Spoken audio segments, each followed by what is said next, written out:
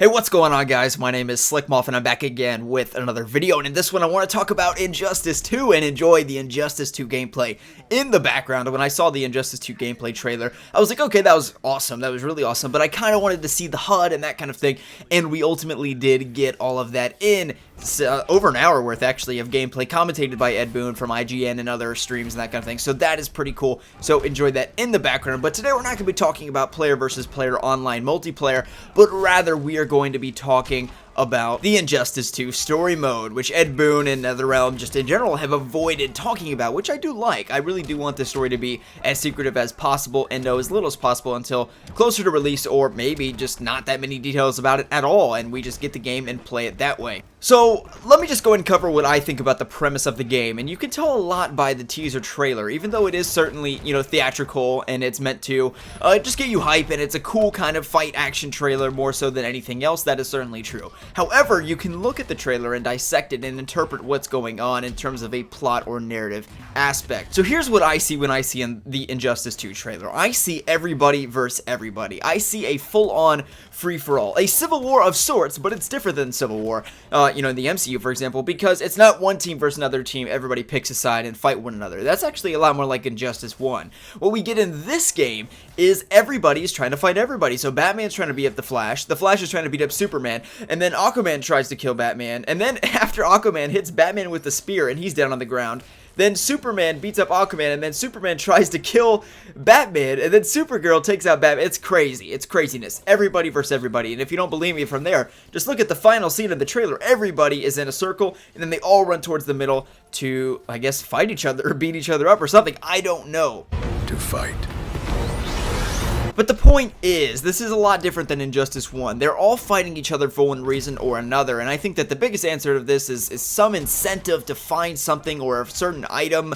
It does not look necessarily like they're trying to kill each other in the moment. They're certainly fighting over something, but then again, you have to take that with a grain of salt as to what they're trying to do, because it is just a cool theatrical trailer, you know what I mean? Obviously, when Batman put that grenade on the Flash, he didn't kill the Flash, okay? So you have to wonder, what are they going for? Is there some incentive? Is there some profit reward? That's probably not likely, because, I mean, come on, let's be honest here, Batman doesn't really need any money, so there's something bigger going on here. I just can't tell you what, but one thing that we can say is that it's going to be fundamentally different from any superhero game that we've ever seen, because it's hero v hero v hero v hero v hero, on and on and on, all the way down. So with that being said, now we can speculate on my thoughts of how the story will actually play out and the gameplay aspects of the story. Well, what do I mean by that? Well, in Injustice 1, you play through the same story. You could play it multiple times, of course, but you play it as different characters. So one mission you'll be playing as Cyborg, and then 10 minutes later you'll be playing as Superman. My speculation, this goes hand in hand with the loot system in the game, where you ultimately gain level ups to make your character better. You can diversify the abilities of your character or make certain abilities stronger. For example, you can get more speed items or more armor items that make your character, make Batman, you know, he can take more hits or whatever if he gets this armor suit piece, etc. So when I hear that, I think of a sort of RPG fighting game of sorts, and my theory is this. There is the same story that involves the same 30 some odd characters, and you can play through that repeatedly, again and again, but play it through the perspective of different characters. So rather than playing as Cyborg one minute and then Superman the next and playing through this linear story, you're playing through a plot, and you're playing as that one character throughout the entire 6-hour story. So you play as Batman, and you view Batman's perspective of a certain world event or this certain story, whatever's going on, this civil war, whatever's happening. You play as Batman for 6 hours. You play through his perspective, how he viewed this plot or narrative or story or whatever you want to call it, and then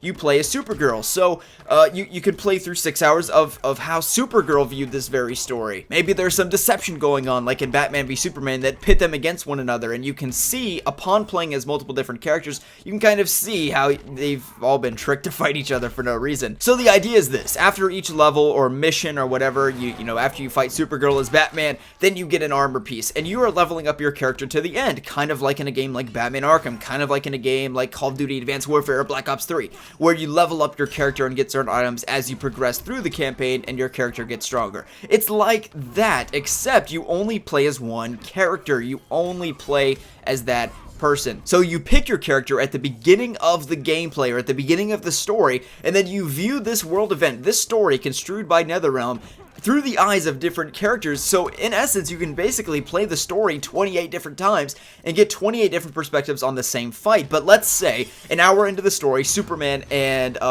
Batman fight, okay? So if you start the story as Superman, then you play against Batman and see how his perspective or why he's fighting Batman or whatever, and then you play, and then an hour later into Batman's story, the same sort of thing happens, and then you're fighting against Superman. So it's the same story, it's the same world, except you're just picking which character to play as. Maybe that same event, an hour into the story, where you're playing as Superman and Batman, and you're fighting on Earth, you're playing as, whatever, Sinestro in your, whatever, in outer space, whatever. That's kind of the idea that I was thinking of, and if you think about it, it would make a lot of sense. It would go hand in hand with the loot level up system. Otherwise, you would just randomly unlock loot for different characters, and then, like, I guess some characters would be really underpowered. I don't know how that would work. So to me, it seems the most logical that you play as one character throughout the campaign, and that would actually add a lot of replayability. So then you get into issues of practicality. How practical is it to make this thing? I don't know. This is just my theory, my speculation, but I think it would be pretty badass. So guys, that is just my brief speculation on what we're going to be getting with the Injustice 2 story. Again, this is not Injustice 2 Gods Among Us, it's just